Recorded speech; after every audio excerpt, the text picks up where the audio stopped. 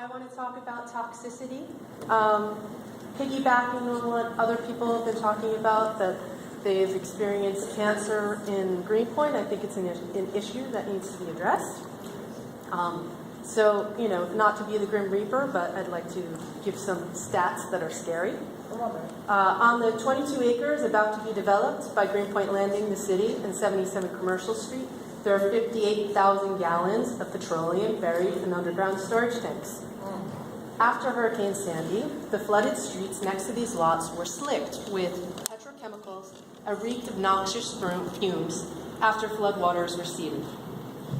Recent studies show that children going to schools next to Superfund sites are 1.5 times more likely to have developed autism. Yet, Gptlanding and the School Construction Authority plan to build an elementary school less than 400 feet away from a state Superfund site, which currently has 2 plumes of liquid plasticizers spilling beneath the streets. The school site also sits next to a former sludge tank that spent years transporting 750,000 gallons of sewage waste each day. Knowing these facts, building a school there is really not a good idea. Last year, parents in the Bronx had to sue the city and won because the School Construction Authority built a school on the most toxic part of remediated land and failed to provide a future testing to ensure kids' health. How can Greenpoint residents trust in an agency to protect our children from toxicity when it doesn't even learn from its past mistakes?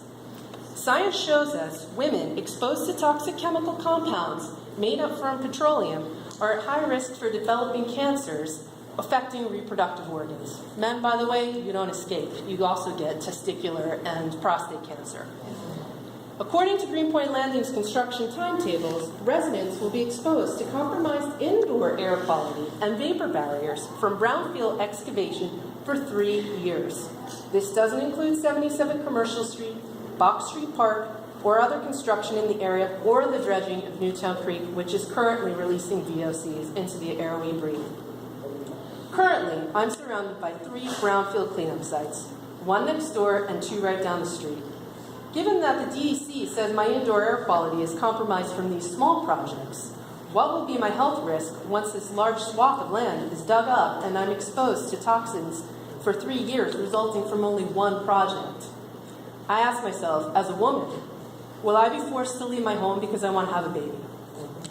At the very least, the city should be supplying residents with hospital-grade air purifiers before construction begins, ensuring at least some level of protection against cancer-causing toxins. I have one quick second.